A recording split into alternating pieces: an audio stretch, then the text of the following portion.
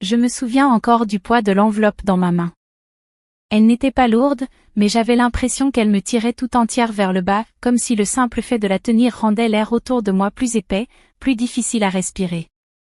J'ai levé les yeux vers ma mère, Carla. Les bras croisés, avec ce même petit sourire en coin qu'elle arborait toujours quand elle pensait avoir fait quelque chose d'intelligent. Derrière elle, Ryan, mon frère, était déjà à mi-chemin de l'allée, en train de faire vrombir le moteur de sa toute nouvelle BMW. Son cadeau d'anniversaire. Son deuxième, en fait, puisque le premier n'était apparemment pas de la bonne couleur. Et moi? J'avais 18 ans ce jour-là. L'âge symbolique. Le jour où l'on entre officiellement dans l'âge adulte. Je ne m'attendais pas à des ballons, ni à un gâteau, ni même à une carte. J'ai appris à ne plus me faire d'illusions avec ma famille. Mais une minuscule partie de moi, une petite étincelle pathétique nichée au fond, espérait encore quelque chose, un mot gentil, une étreinte, un signe que j'avais peut-être un peu d'importance. À la place, j'ai reçu un billet de bus aller simple pour Phoenix. Ma mère me l'a tendu comme si c'était un ticket d'or vers une vie de rêve. « Tu es majeur maintenant », a-t-elle dit. « Il est temps de tracer ta propre route. » J'ai fixé le morceau de papier. Le bus devait partir le lendemain matin. Pas de retour. Pas de mots. Juste un billet. Mes mains tremblaient en le serrant, pas de peur exactement, mais d'un mélange esséurant de honte et d'incrédulité. Mon cœur battait si fort que j'en avais mal aux oreilles. Je ne savais pas si j'allais pleurer ou hurler, ou les deux. Mais je n'ai fait ni l'un ni l'autre. J'ai relevé les yeux, cette fois lentement. Son expression n'avait pas changé. Les bras toujours croisés, les lèvres toujours retroussées dans ce sourire satisfait et condescendant. Elle était fière d'elle. Ryan est repassé devant la porte d'entrée et a croisé mon regard. Il n'a même pas essayé de cacher son sourire. « T'as pas l'air si surprise », a-t-il ri. « Au moins t'as eu quelque chose. » J'ai ouvert la bouche. Puis refermé. Que aurais-je pu dire? Que j'avais passé la dernière année à travailler tard en ligne pour économiser quelques centaines de dollars? Que j'avais postulé en cachette dans des collèges communautaires parce que je savais qu'ils ne m'aideraient pas? Que j'avais eu des anniversaires où ils avaient carrément oublié que j'existais? Alors j'ai simplement hoché la tête. Je ne sais pas pourquoi. Par instinct, peut-être. Ou par peur. Ou peut-être parce que je ne voulais pas leur offrir le plaisir de me voir craquer. Merci, ai-je dit doucement. Ma voix n'a pas tremblé. C'était la seule victoire que j'avais à ce moment-là. Carla a haussé les sourcils. Tu devrais être reconnaissante d'avoir au moins ça. Reconnaissante. Ce mot est tombé dans ma poitrine comme une pierre. J'étais censée être reconnaissante d'être jetée dehors comme un sac poubelle posé au bord du trottoir? Je me suis retournée et j'ai monté les escaliers. Mes jambes bougeaient comme en pilote automatique. Ma chambre, celle où j'avais grandi, semblait soudain plus petite. Plus froide. Les posters au mur me paraissaient enfantins. La literie que j'avais choisie 2 ans plus tôt avait l'air bon marché. Je me suis assise au bord du lit, le billet toujours en main. Le silence était assourdissant. Le seul son que j'entendais, c'était le tic-tac de l'horloge sur ma table de chevet. Tic. Tac. Tic. Comme si elle comptait les secondes avant que je ne disparaisse. J'ai fixé le mur pendant ce qui m'a semblé une éternité. Mon esprit tournait à 100 à l'heure, et pourtant il était engourdi. Est-ce que j'étais en colère? Blessée? Soulagée? Peut-être tout à la fois. Ou peut-être, juste épuisée. Parce que dans ce silence, quelque chose en moi s'est rompu. Pas violemment, plutôt comme un fil qui finit par céder. Je n'allais pas supplier. Je n'allais pas pleurer. J'allais partir. Et il ne me verrait plus jamais de la même façon. Le lendemain matin, j'ai regardé le soleil se lever à travers les stores cassés de ma chambre, si je pouvais encore l'appeler ainsi.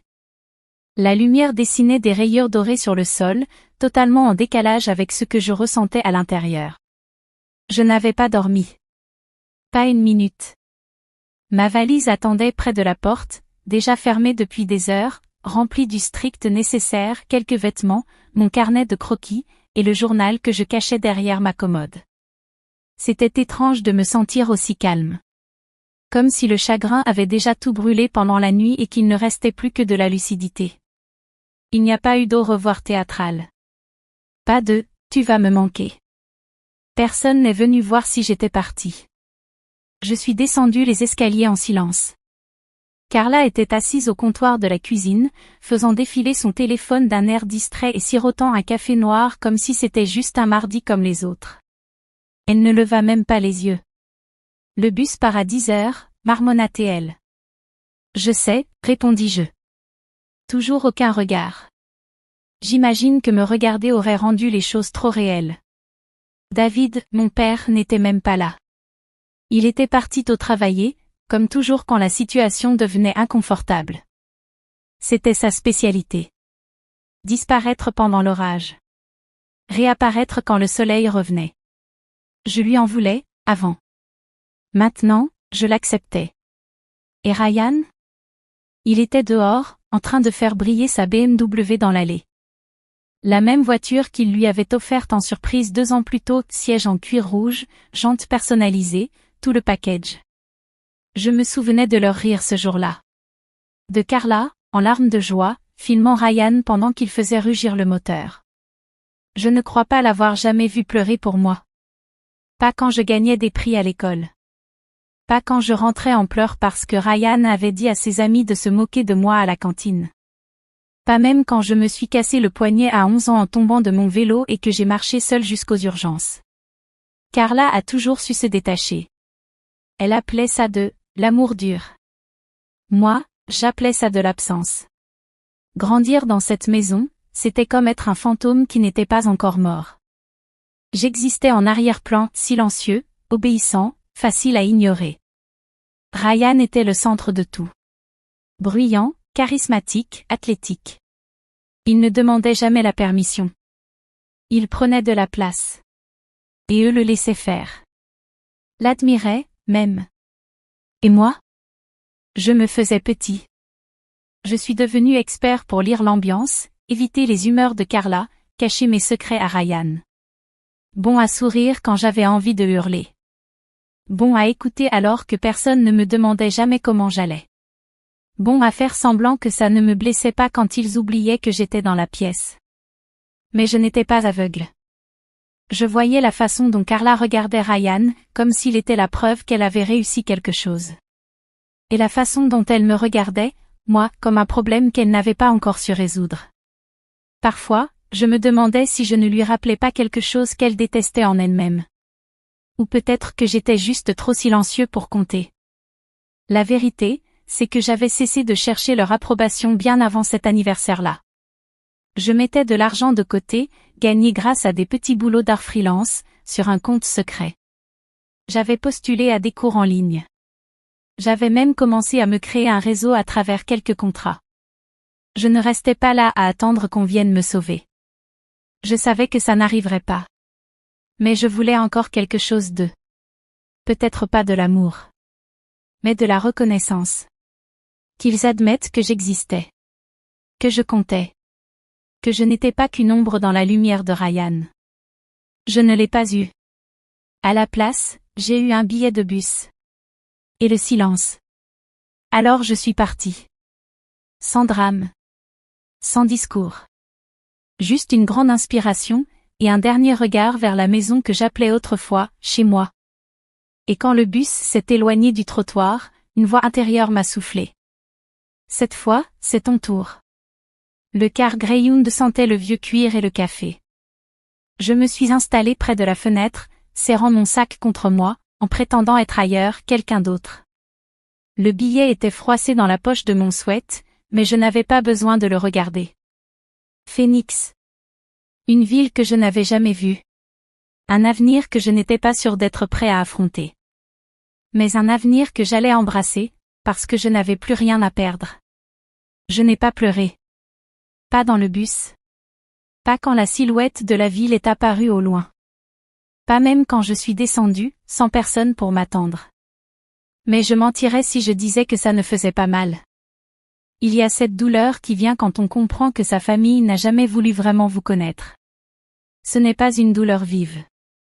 C'est une douleur sourde et constante, comme un bleu qu'on oublie jusqu'à ce que quelqu'un appuie dessus. Elle se réveillait chaque fois que je voyais quelqu'un de mon âge être enlacé par ses parents. Ou passer un appel vidéo avec sa mère. Je faisais défiler les photos de familles heureuses en ligne et je me demandais ce que ça faisait, d'être choisi. D'être gardé. J'ai loué une petite chambre au-dessus d'une boulangerie. La propriétaire, une femme gentille nommée Ruth, ne m'a posé presque aucune question quand je lui ai payé 2 semaines d'avance. Je n'avais pas grand-chose. Mais j'avais assez, grâce à quelques commandes de design que j'avais obtenues en ligne, logos, flyers, pochettes d'albums. Ce n'était pas glamour, mais ça me permettait de tenir. Et puis, il y a eu Marie-Anne. Elle avait été l'une de mes clientes en freelance, une entrepreneuse basée à Phoenix qui aimait ma rigueur et disait que j'avais une vieille âme. Quand je lui ai écrit, lui expliquant ma situation, elle m'a répondu en quelques minutes. Rendez-vous demain, 10 heures. Mon bureau. Porte la confiance avec toi. Alors je l'ai fait. Marie-Anne était tout ce que Carla n'était pas, chaleureuse, directe, vive. Elle ne me ménageait pas. Mais elle me voyait. Vraiment. En une semaine, elle m'avait intégrée à temps partiel dans l'équipe de communication de sa start-up. Elle avait même demandé à l'un de ses chauffeurs de venir me chercher pour les réunions, jusqu'à ce que je puisse me payer mes propres trajets. C'était irréel, comme si quelqu'un avait enfin ouvert la porte sur laquelle je frappais depuis toujours. Le samedi est arrivé plus vite que prévu. La limousine s'est arrêtée pile à l'heure, brillante comme sortie d'un rêve. Le chauffeur, un homme doux nommé Léo, m'a ouvert la porte avec un signe de tête poli. En montant, mes nerfs ont failli prendre le dessus. Mais j'ai regardé mon reflet dans la vitre teintée. Je n'avais pas l'air effrayé. J'avais l'air prêt. Le trajet m'a semblé à la fois trop long et trop court. Mon ancien quartier d'enfance n'avait pas changé, les mêmes trottoirs fissurés, les mêmes émals taillés. La maison se dressait là, comme un monument à chaque moment où je m'étais senti insignifiant. Mais je ne l'étais plus. Léo a ouvert la porte, et je suis descendue. J'ai entendu les murmures avant même d'atteindre le perron. Des voisins qui jetaient un œil derrière leur store. La voix de Ryan à l'intérieur. C'est une limo, ça? Je toquai à la porte. Carla ouvrit la porte, et pour la première fois de ma vie, elle sembla réellement stupéfaite. Ses bras n'étaient pas croisés. Sa bouche était entr'ouverte, comme si elle ne savait plus quel rôle jouer, quel script suivre. Je souris. Tu as dit que le dîner était à 19 heures. Elle cligna des yeux. Tu as l'air différente. Je le suis, répondis-je simplement. À l'intérieur, Ryan était assis à la table, la fourchette figée à mi-chemin entre son assiette et sa bouche. Mon père leva les yeux de son journal, les sourcils légèrement haussés. Pendant quelques secondes, personne ne dit un mot. Je suis entrée et me suis installée à la table comme si j'avais parfaitement le droit d'y être, parce que je l'avais. Je ne fanfaronnais pas. Je ne faisais pas de grands discours. J'étais juste là, entière, enfin présente, et j'ai laissé le silence parler à ma place. Le dîner fut maladroit. Carla posa quelques questions rigides sur Phoenix. Ryan fit une blague à moitié ratée sur les limousines. Mon père se racla souvent la gorge, sans dire grand-chose. Je répondis calmement, clairement. Je leur dis que je travaillais avec une start-up. Que j'avais trouvé un logement. Que je construisais quelque chose, toute seule. Personne ne me félicita. Personne ne s'excusa. Je ne m'y attendais pas. Mais quelque chose avait changé. Je le vis dans les yeux de Carla quand je mentionnais le nom de Marie-Anne. Je le vis dans le silence de Ryan quand je dis que j'avais mes propres projets maintenant. Et je le ressentis en moi, cette vérité tranquille et inébranlable. Il m'avait sous-estimé. Quand le dîner se termina, je me levai. Merci pour le repas, dis-je. Carla ouvrit la bouche, comme si elle voulait dire quelque chose, mais aucun mot ne sortit. Ryan détourna le regard. Mon père m'adressa un signe de tête, juste un signe de tête, mais ce fut sans doute ce qui se rapprochait le plus d'une reconnaissance venant de lui. Léo m'attendait dehors. En remontant dans la voiture, je ne me retournai pas. Le trajet de retour fut silencieux. Paisible. Je regardais par la fenêtre, les lumières de la ville défilant entraînaient flou. Je ne pensais plus à ce que j'avais perdu. Je pensais à tout ce que j'étais en train de construire. Ce soir-là, dans ma petite chambre au-dessus de la boulangerie, j'ai allumé une petite bougie que Ruth m'avait donnée. Pour les nouveaux départs, avait-elle dit en me faisant un clin d'œil. Et j'ai écrit. Pas pour eux. Pas à eux. Pour moi. Pour la fille qui, un jour, était assise au bord de son lit, billet en main, le cœur en miettes. Pour la jeune femme qui n'avait rien d'autre qu'un carnet de croquis et un rêve. Pour la personne que je devenais encore. Pas effacée. Pas oubliée. Enfin vue. Enfin libre.